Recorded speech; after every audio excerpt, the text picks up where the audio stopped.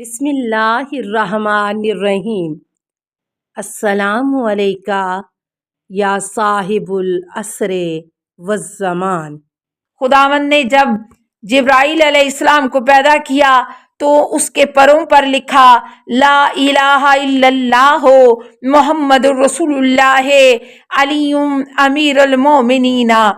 खुदावंद ने जब ज़मीन को खल्क़ किया तो उस तबकों पर लिखा ला इलाहा इल्लल्लाह मुहम्मदुर रसूलुल्लाह अलीयुन अमीरुल मोमिनीना। खुदावंद ने जब पहाड़ों को खल्क़ किया तो उसकी चोटियों पर लिखा ला इलाहा इल्लल्लाह मुहम्मदुर रसूलुल्लाह अलीयुन अमीरुल मोमिनीना।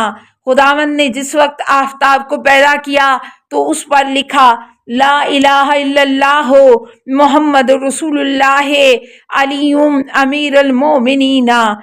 खुदावंद ने जब महताब को पैदा किया तो उस पर लिखा ला इलाहा इल्लल्लाह मुहम्मदुर रसूलुल्लाह अलीयुन अमीरुल मोमिनीना। बस आप लोगों में से जब भी कोई कहे ला इलाहा इल्लल्लाह मुहम्मदुर रसूलुल्लाह तो अलीयुन अमीरुल मोमिनीना ज़रूर कहे। अल एहतजाज सफ़ा 83 बिहारुल अनवार जिल्द 27 सफ़ा 1 हदीस 1। खुदावंद ने कुरान में क्यों अली अलैहिस्सलाम और अहले बैत अलैहिस्सलाम का नाम सराहत के साथ जिक्र नहीं किया? अबू बसीर कहते हैं कि मैंने हज़रत इमाम जाफ़र सादिक अलैहिस्सलाम की खिदमत में अर्ज़ किया, मौला लोग कहते हैं कि अली और आपके ख़ानदान का नाम कुरान में क्यों जिक्र नहीं हुआ है? इमाम अलैहिस्सलाम ने फरमाया, उन्हें कहो रसूल खुदा पर नमाज के बारे में आयत नाज़िल हुई है, लेकिन उसके 3 या 4 रकत होने के बारे में जिक्र नहीं किया गया है। ये रसूल खुदा ने खुद लोगों को बताया है कि कौन सी नमाज 3 रकत है और कौन सी 4 रकत।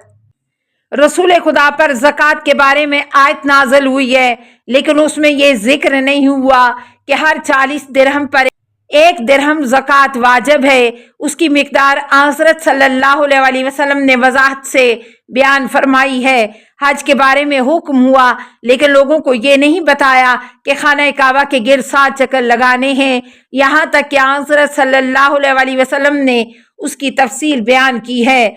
आयत अतीउल्लाह व अतीउर रसूला व उलुल अम्र मिनकुम, खुदा की रसूल और साहिबाने अमर की अताअत करो, नाजिल हुई। ये आयत हज़रत अली अलैहिस्सलाम, इमाम हसन अलैहिस्सलाम और इमाम हुसैन अलैहिस्सलाम के हक में नाजिल हुई है।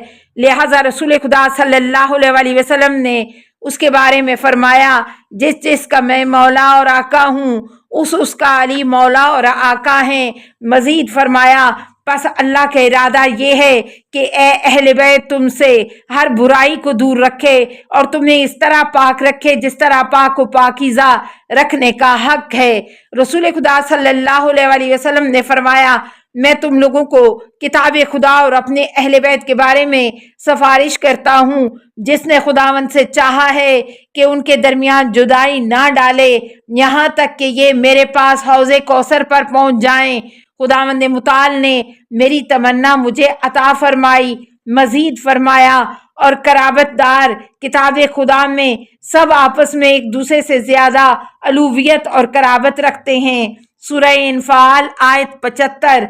आप उन्हें किसी चीज की तालीम न दें, वो आपसे दानातर हैं। फिर फरमाया, और कराबतदार किताब खुदा में सब आपस में एक दूसरे से ज्यादा अलूवियत रखते हैं, वो आप राह हदायत से खारिज नहीं करते हैं और गुमराही में वारिद नहीं करते हैं। अगर रसूल खुदा सल्लल्लाहु अलैहि वसल्लम खामोशी इख्तियार करते और बयान ना करते कि अहले बैत कौन हैं, तो यकीनन फलां की आल और फलां की आल अपने लिए दावा करते। लेकिन खुदावंद ने अपने पैगंबर की तस्दीक के लिए अपनी किताब में नाज़िल फरमाया, बेशक खुदा चाहता है कि रिज्सो नापाकी को आपकी अहले बैत से दूर रखे और आपको ऐसे पाकीज़ा रखे कि जिस तरह पाक को पाकीज़ा रखने का हक है।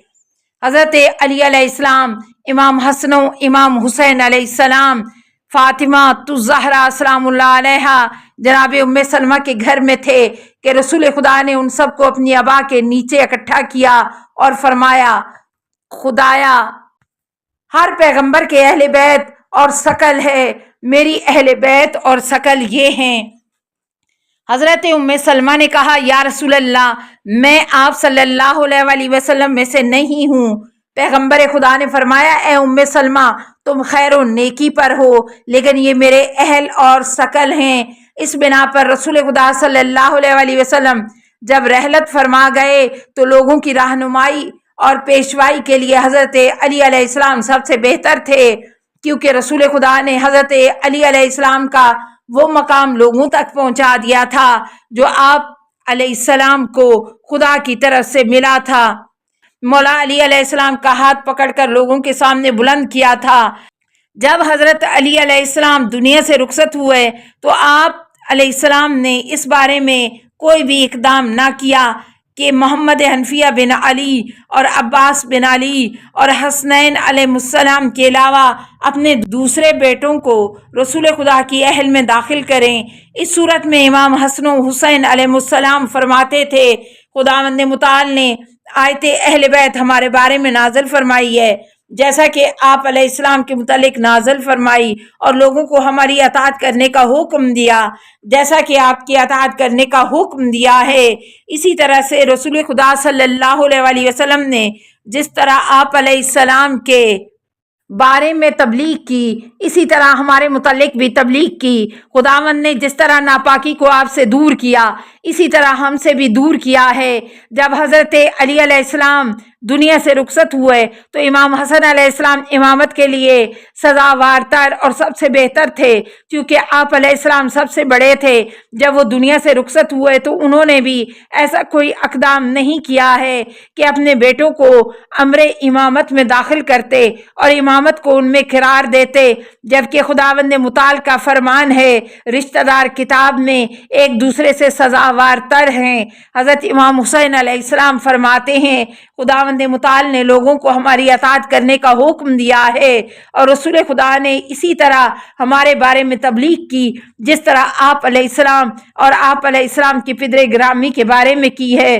خداوند نے ناپاکی کو اسی طرح سے دور رکھا ہے جس طرح سے آپ علیہ السلام اور آپ علیہ السلام کے پدر بزرگوار سے دور رکھا ہے۔ پس جب امامت امام حسین علیہ السلام تک پہنچی تو ان کی اہل بیت میں سے کوئی بھی اس کا دعویٰ نہ کر سکا۔ اگر وہ دونوں چاہتے تو امر امامت کو ان سے کسی دوسرے کی طرف پلٹا سکتے تھے، لیکن انہوں نے ایسا نہیں کیا۔ پھر جب امامت امام حسین علیہ السلام تک پہنچی تو آیت وَأُولُو الْأَرْحَامِ بَعْضُهُمْ أَوْلَىٰ بَعْضٍ فِي کتاب اللہ کا معنی و تعویل جاری ہوا، اور امامت امام حسین علیہ السلام کے بعد امام علی بن حسین علیہ السلام تک پہنچی، اور امام علی بن حسین علیہ السلام کے بعد امام محمد بن علی علیہ السلام کو ملی۔ اس وقت امام جعفر صادق علیہ السلام نے فرمایا ناپاکی اور رجس سے مراد خداوند کے بارے میں شک ہے، اور ہم اپنے پروردگار کے بارے میں شک نہیں کرتے۔ اصول کافی جلد 2 صفحہ 40 حدیث 1۔ اے فرزند رسول صلی اللہ علیہ وآلہ وسلم، آپ کے بعد امر امامت کس کے سپرد ہوگا؟ داؤد بن کثیر روایت کرتے ہیں کہ میں نے حضرت امام جعفر صادق علیہ السلام کی خدمت میں عرض کیا میں آپ علیہ السلام پر قربان جاؤں اور وہ ہمیں آپ سے پہلے موت کے حوالے کر دے۔ اگر کوئی واقعہ پیش آ جائے تو آپ کے بعد امر امامت کس کے سپرد ہوگا؟ امام علیہ السلام نے فرمایا میرے فرزند موسیٰ کے سپرد ہوگا۔ اس کے بعد داؤد کہتے ہیں کہ جب حضرت امام جعفر صادق علیہ السلام کی شہادت ہوئی تو میں نے امام موسیٰ بن جعفر کی امامت کے بارے میں آنکھ جھپکنے کی مدت تک بھی شک نہیں کیا ہے۔ اس کے بعد 30 سال کا عرصہ گزرا تو میں حضرت امام موسیٰ بن جعفر کی خدمت میں حاضر ہوا اور عرض کیا میں آپ پر قربان ہو جاؤں۔ اگر کوئی واقعہ پیش آئے تو آپ علیہ السلام کے بعد امر امامت کس کے سپرد ہوگا؟ امام علیہ السلام نے فرمایا میرے فرزند علی کے سپرد ہوگا۔ اس کے بعد داؤد کہتے ہیں کہ جب حضرت امام موسیٰ کاظم علیہ السلام شہید ہوئے تو میں نے آنکھ جھپکنے کی مدت تک ہی امام علی رضا علیہ السلام کی امامت میں شک نہ کیا۔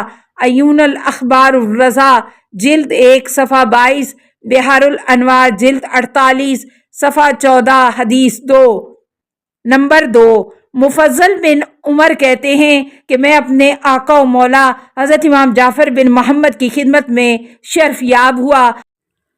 السلام علیکہ یا صاحب العصر والزمان، الامان الامان الامان من فتن الزمان، السلام علیکہ یا خلیفۃ الرحمن، السلام علیکہ یا امام الانس والجان، السلام علیکہ یا مظہر الایمان، السلام علیکہ یا شریک القرآن، السلام علیکہ یا قاطع البرہان، السلام علیکہ یا امام زماننا، ھذا اجل اللہ فرجک وسہل اللہ مخرجک وظہورک، السلام علیکہ ورحمۃ اللہ۔